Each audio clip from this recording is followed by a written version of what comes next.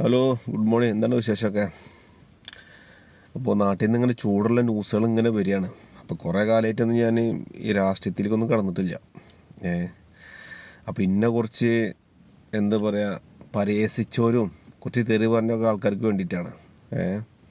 അപ്പോൾ ഇങ്ങനെ ഓരോ ദിവസം ഇങ്ങനെ കഴിയുന്തോറും നമ്മുടെ മുഖ്യമന്ത്രി ഇങ്ങനെ പഴയ പോലെ തന്നെ വാക്കുകൾ ഇങ്ങനെ ഇതങ്ങനെ നീട്ടി നീട്ടി നീട്ടി ആ ലാസ്റ്റിക്ക് പോലെ ഇങ്ങനെ പോവാണ്. അപ്പോൾ എന്താ പറയുക, അപ്പോൾ ഓരോ പ്രവചനം പറഞ്ഞ ഓരോ വാക്കുകളും നീട്ടിപ്പോവാണ്. ഒന്നുമില്ല, ആശാവർക്കർമാർക്ക് 3000 കൂട്ടി കൊടുത്തല്ലോ, 21,000 എന്നാണ് അവർ വിചാരിക്കുന്നത്. അപ്പോൾ അത് പോട്ടെ. പിന്നെ 2 ബസ് ഫ്രീ സർവീസ് അല്ലേ, അത് മാന്യമായ രീതിയിൽ എന്താ പറയുക, ഗർഭിണികൾക്ക് വയസ്സായ ആൾക്കാർക്കൊക്കെ ആണെങ്കിൽ ആ കാര്യം നടന്നിരുന്നു. അതിപ്പോൾ മെയ് 15 കഴിഞ്ഞ് എന്താ പറയുക, ജൂൺ 15 ആക്കി, ഇപ്പോൾ വീണ്ടും നീട്ടി ഓഗസ്റ്റ് 15 ആക്കി. ഇനിയും സ്വാഭാവികമായിട്ട് എടുത്ത് പോകും, കാരണം അവർക്ക് നടപ്പിലാക്കാൻ പറ്റില്ലല്ലോ. അപ്പോൾ ആർക്കാരും, കാരണം ഇവർ ഏത് കാര്യം പറഞ്ഞിട്ടുള്ളത് നടപ്പിലായിട്ടില്ല ഇതുവരെ.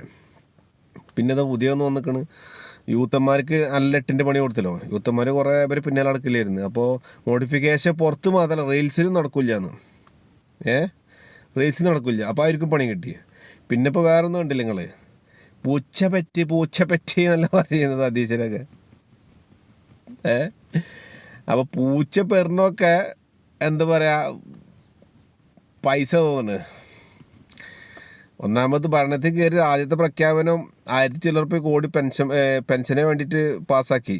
പിന്നെ അവർ ബിൽഡിങ്, അതായത് മറ്റേ മന്ത്രിമാരൊക്കെ ഇരിക്കണ ബിൽഡിങ്ങുകൾ, മറ്റേ ഫ്ലാറ്റുകൾ, ഇതൊക്കെ അത് അതിന് പൈസ ഇറക്കി. അതൊക്കെ പൂച്ച എന്താ പറയുക, പൂച്ച പ്രസവിക്കണൊക്കെ പണം തോന്നണൊക്കെ.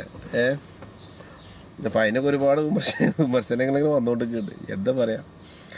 അപ്പോൾ ഫ്രീ സർവീസ് പിങ്ക് ബസ്സിലെന്നും പറയുന്നുണ്ട്. അത് ഓരോ ജില്ലകളിൽ ഒരു ബസ് അങ്ങനെയും പറയുന്നുണ്ട്. അതൊന്ന് കൃത്യമായിട്ട് ഇവരെ തീരുമാനം എന്താണെന്ന് ഇപ്പോൾ ആർക്കും അറിയില്ല. എന്താണ് ഏതാണെന്ന് ഇവർക്ക് തന്നെ അറിയില്ല എന്താ പറഞ്ഞത്.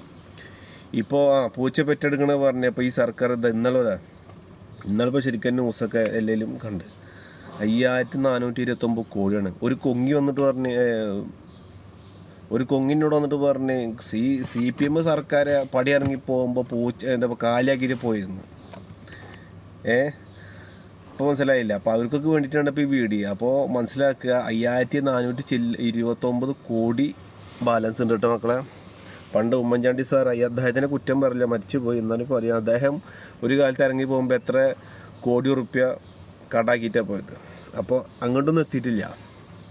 അപ്പോൾ യഥാർത്ഥത്തിലുള്ള ഇനിയിപ്പോൾ മറ്റേ ധവളപത്ര എന്ന് പറയാനുണ്ടല്ലോ, യഥാർത്ഥത്തിലുള്ള ന്യൂസ് കാണാം. അപ്പോൾ ഇതാണ് ഇന്നത്തെ വീഡിയോ. ഓക്കെ, ശരി.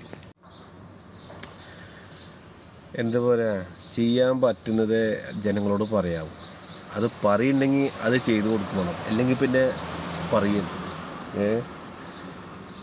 അപ്പോൾ അദ്ദേഹത്തിന് സെക്രട്ടറിയെ ആരൊക്കെ ആക്കിയെന്ന് പറയാമല്ലോ. അപ്പം അതിൻ്റെ പിന്നീട് കുറച്ച് വിമർശനങ്ങളൊക്കെ ഉണ്ട്. അത് പോട്ടെ, അതിനിപ്പോൾ എന്തൊക്കെ ആയി തീരാണെന്ന് ഒന്നും അറിയില്ല. എന്തായാലും നല്ല രസമുള്ള കളികളാണ് ഇപ്പോൾ കളിക്കുന്നത്. അതിലിടയ്ക്ക് പെട്രോൾ വില കൂടി ഒരു രക്ഷയില്ല.